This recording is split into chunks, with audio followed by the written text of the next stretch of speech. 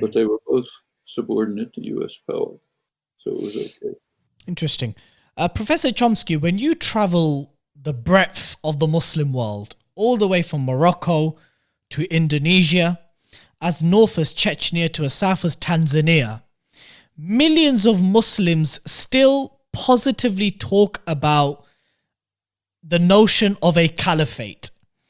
A caliphate which was part of Islamic history for nearly the best part of 1400 years. It was a polity which Muslims believe was left to them by the Prophet Muhammad. And of course, the word caliphate, let's put ISIS aside, let's put Al-Qaeda aside, let's put these kind of groups aside.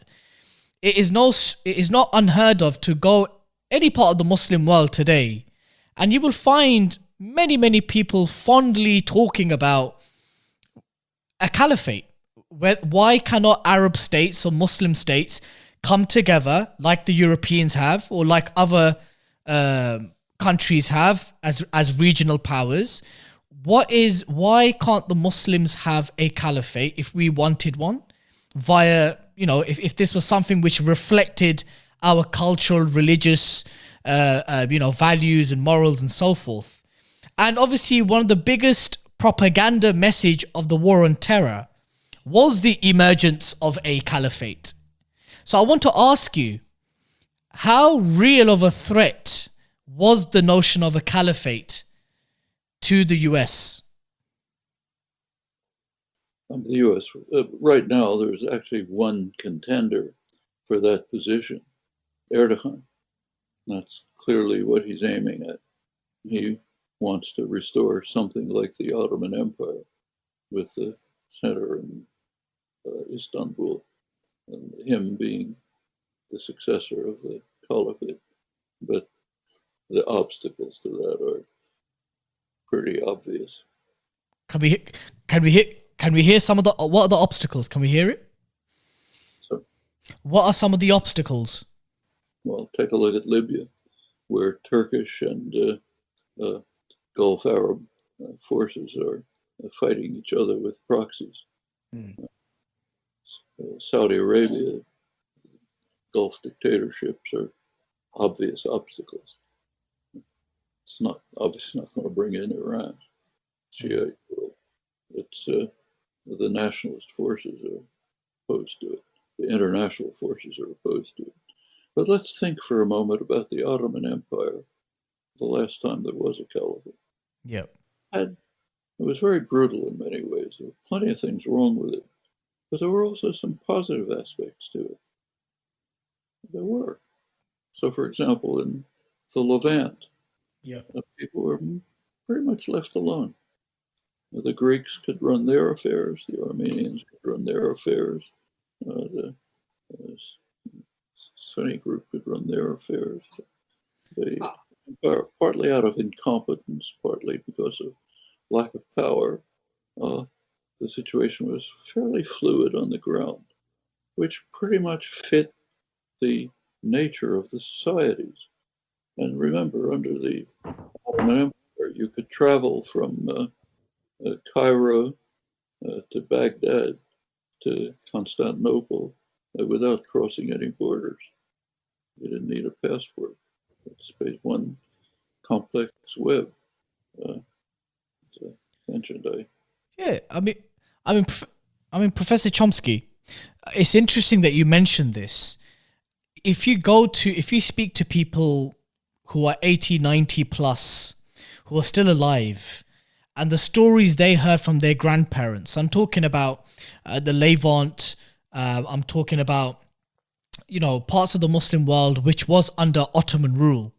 They'll say that, yes, the Ottomans were not perfect. They weren't perfect. They had their many issues, but it was a far better successful model in terms of amalgamating and establishing some relative peace than the nation states that followed after its destruction.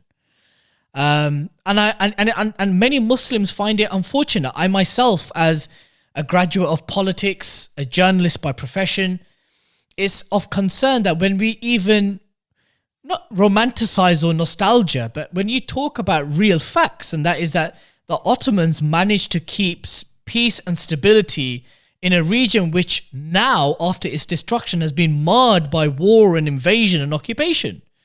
And it's a sentiment which millions of Muslims have.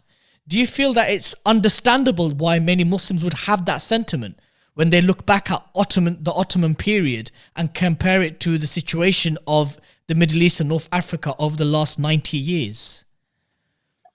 Well, I think the picture that you're describing from people my age, incidentally, so something I can remember, is partially romanticized. It wasn't that pretty, but there's a lot of truth to it.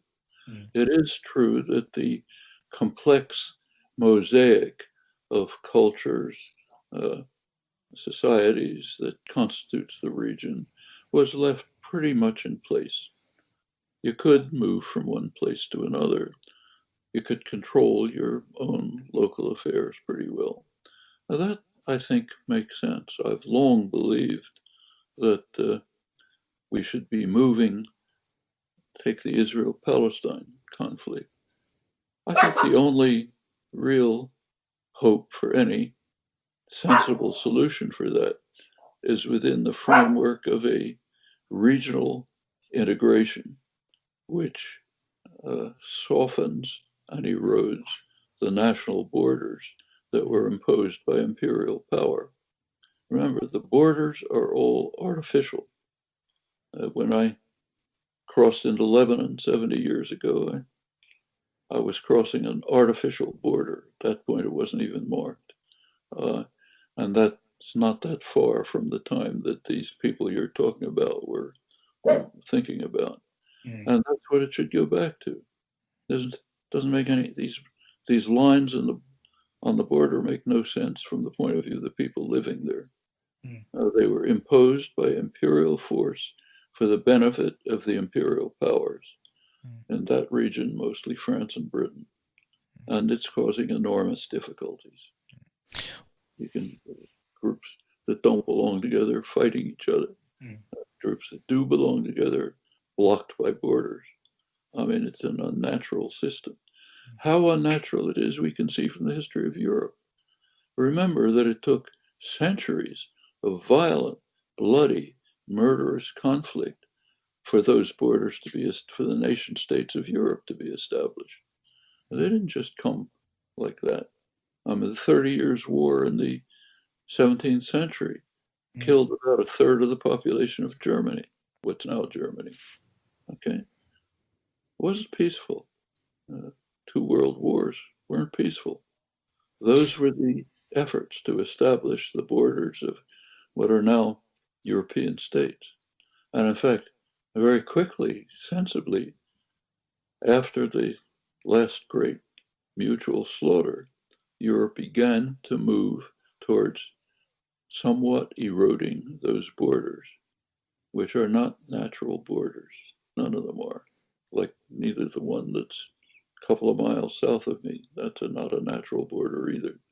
It's imposed by imperial violence. Okay, and they should be eroded. But we do want what was more positive about the Ottoman Empire, namely the local independence and freedom and the absence of artificial boundaries. That's the favorable part, kind of like the Schengen Agreement in Europe, the favorable part of the European Union. There's also highly negative parts, like the centralization of power out of popular control. Caliph would be another form of that. So I don't think any of these, all of these systems have elements that are worth pursuing, other elements that should be abandoned and eliminated. But we shouldn't live under the illusion that the nation state was some natural state of human beings. It's a recent development created by horrendous war and violence, and it doesn't answer to people's needs.